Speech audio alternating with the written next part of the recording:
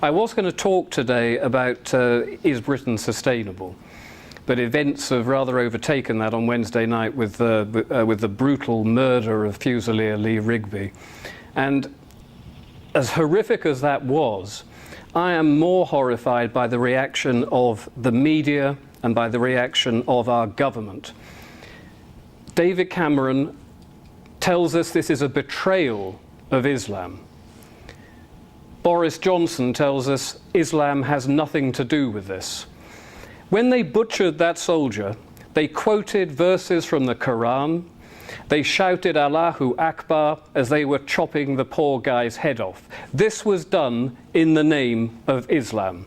And no matter what our treacherous politicians have got to say about this, this was done in the name of Islam. And everybody is in denial in this country. The BBC are trying to pretend this is because we're in Afghanistan, because we're in Iraq, because we are oppressing them worldwide. The Daily Telegraph, which is supposedly a right-wing newspaper, every single article they've had on this, they've switched off the comments because they know the comments are going to be hanging David Cameron out to dry. They will be telling him, don't lie to us. We know Islam was involved, and no matter what you're going to say about it, this has to be the truth because it is the truth. And they turned off all the comments. In The Spectator, they did exactly the same thing, another supposedly right-leaning periodical.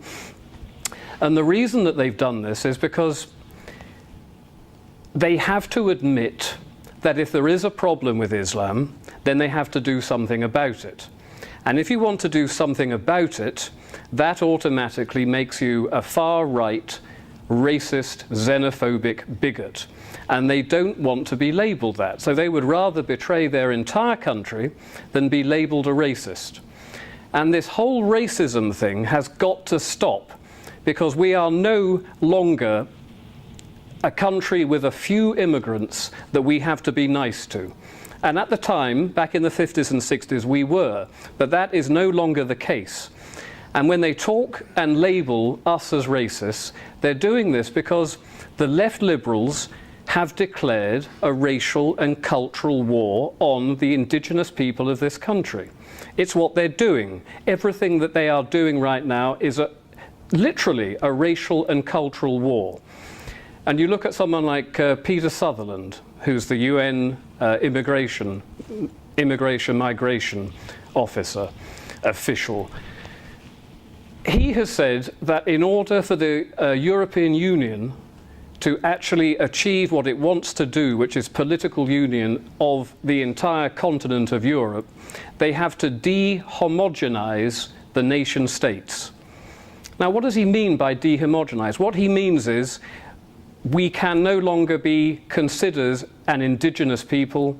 We must open the doors to the third world. We must break down the nation states, and only when the nation state is broken down can they achieve full totalitarian control over any number of bickering communities, as they call us. Not the bickering, just the communities.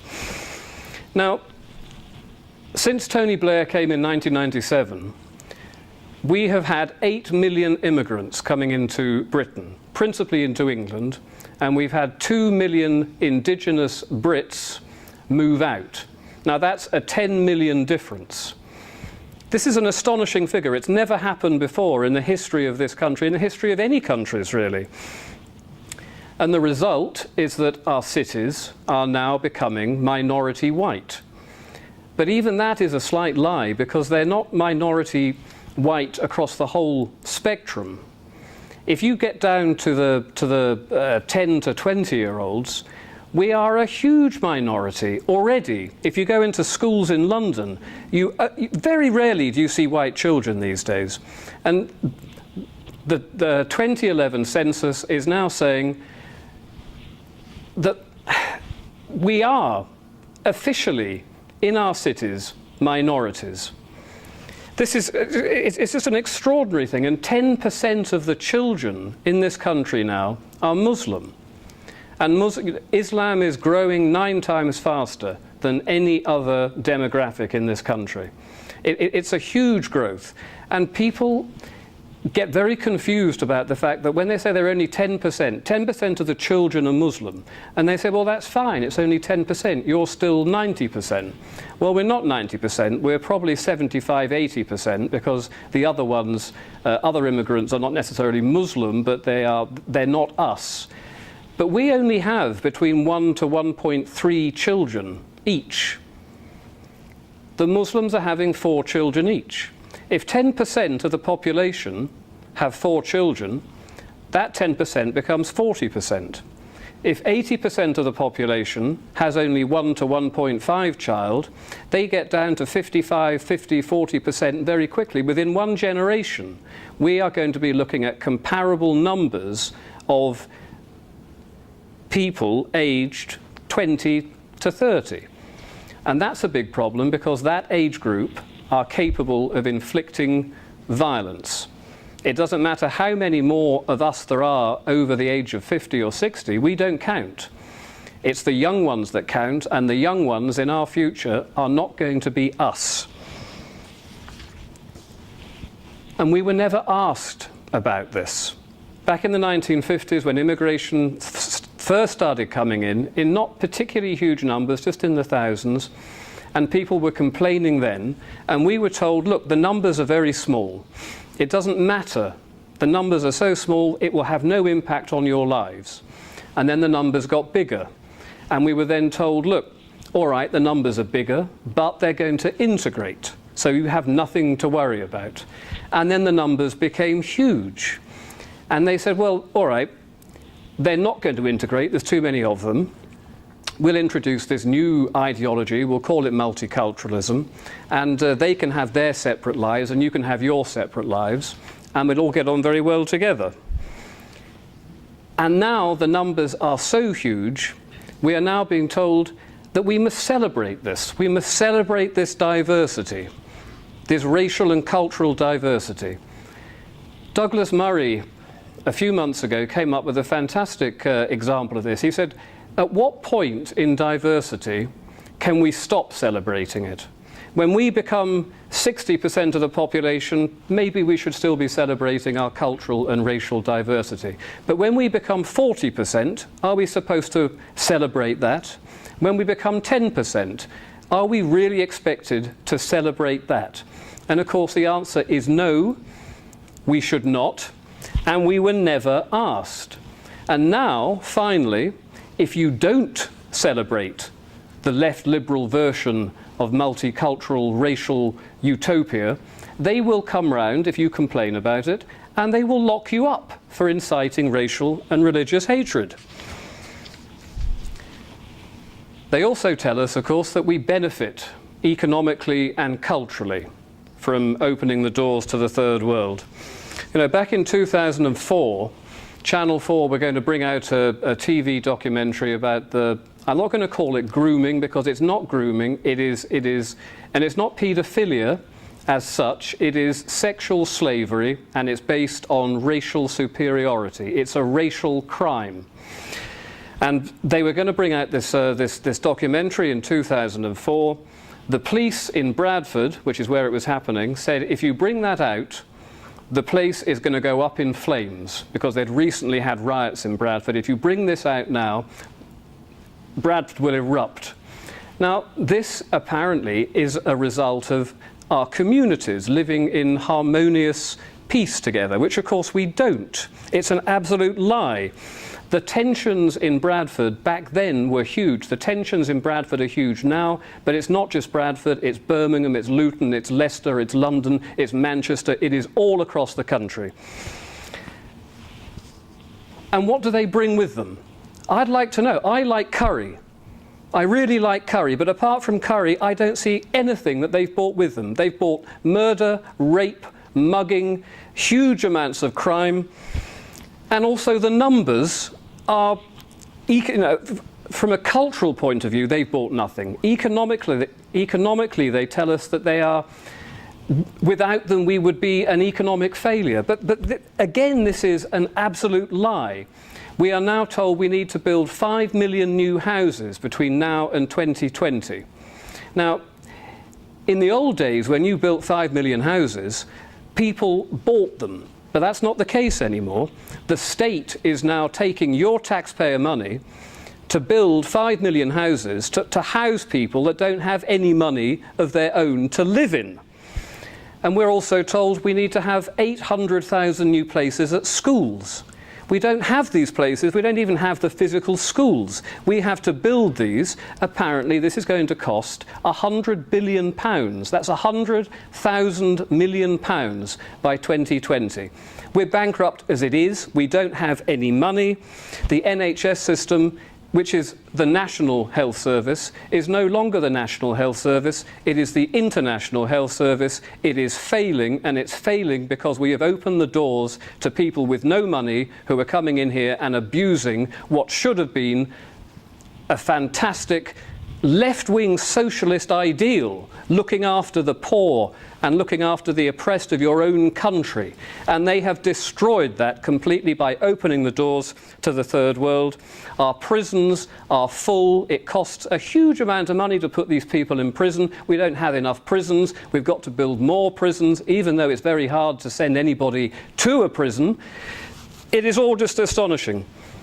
1997, before Tony Blair's treacherous government opened the doors to the third world, our welfare bill was £56 billion. Last year it was £110 billion. Now, why has that figure doubled over that period? If these people coming in are an economic bonus for us, why are we paying £110 billion a year now compared to £56 billion a few years ago? We don't benefit economically. We are paying to colonise with the third world our country, and we do not benefit culturally. We have, as I've just described, everything that goes on. Do we have the moral and legal right to survive as a race and a culture in our own country? We're told by the left liberals again that we're a mongrel race. There's no such thing as the indigenous English. There's no such thing as the indigenous British. You're a mongrel race. You were formed by immigration.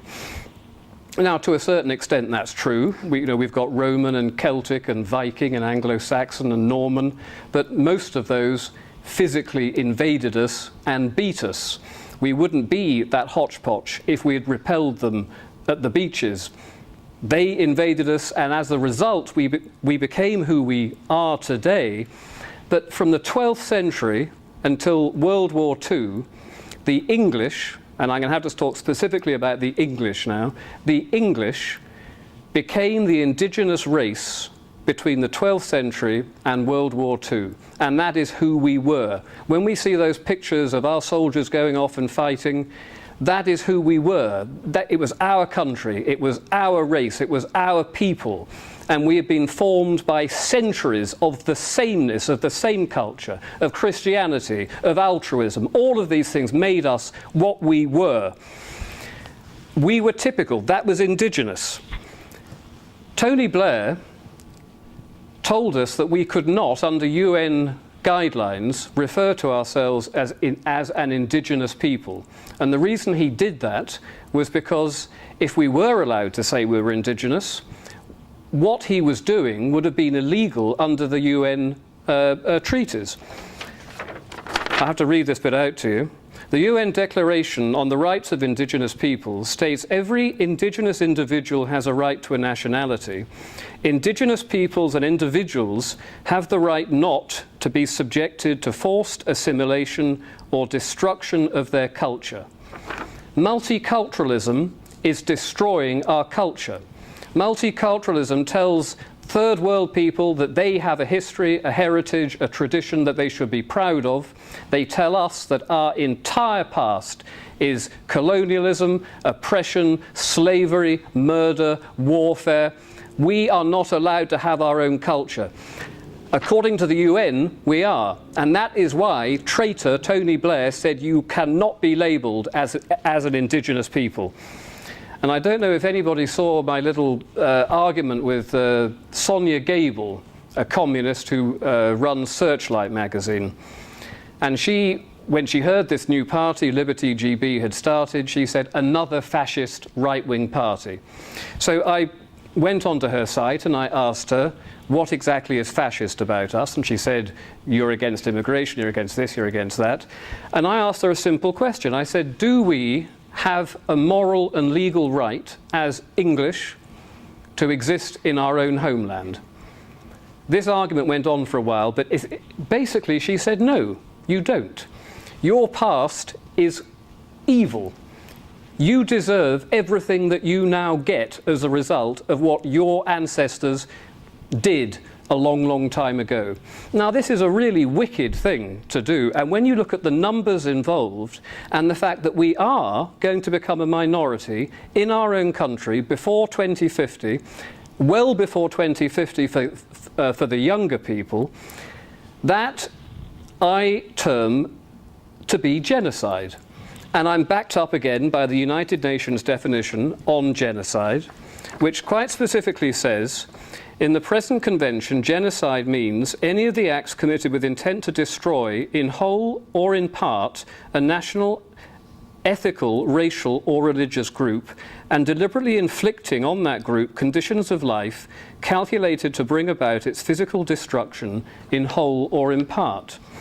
Now, go to any city centre which is inundated with the third world. You will not see any white people in Tower Hamlets. You won't see white people in all parts of Luton, parts of Leicester, all across the country, because they have been driven out. They have lost their right to exist as a culture and a race in their own country. This is what's happened in an incredibly short period of time. And it started from a small base. Now, that small base of people, when they double, when their demographic doubles from 100,000 to 200,000, it doesn't really matter. But when you get to the point now where we've got 4 million Muslims in this country, they are going to become 8 million within the next decade, and then 16 million, and then 32 million. And we, meanwhile, are dwindling as a race.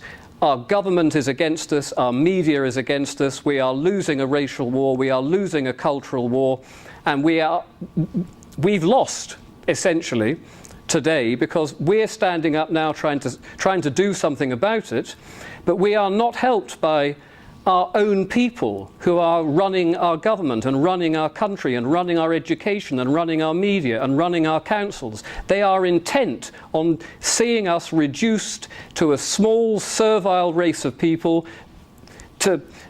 Why they want to do this, I simply don't know. Some of them are evil, some of them are naive and stupid and don't understand, but combined with the evil and with the naivety, we are in serious, serious trouble, and our children and our grandchildren are going to be utterly confused by how did you allow this to happen, and what sort of people were you to sit back and allow this to happen under your noses? Because you were frightened of being called a racist? Really? One word has made you sit back and do nothing while your country was ripped from underneath your feet? You have got to be joking. But we're not joking. We are trying to do something about it, but our government, the European Union, the United Nations, they are intent on ripping our country and our culture out from under our feet, and it is so important that we are not allowing ourselves to be called a racist if we stand up and say, I want to protect my country, I want to protect my culture, I want to protect my race. You are the racist, because what you are doing is probably the most evil act of criminal racism carried out in the history of mankind. You have deliberately reduced an indigenous people to servitude. They are the racists. The left liberals are the racists. We are decent, proud patriots, and we should be very proud of ourselves, and we've got to keep fighting this until we win. Thank you very much.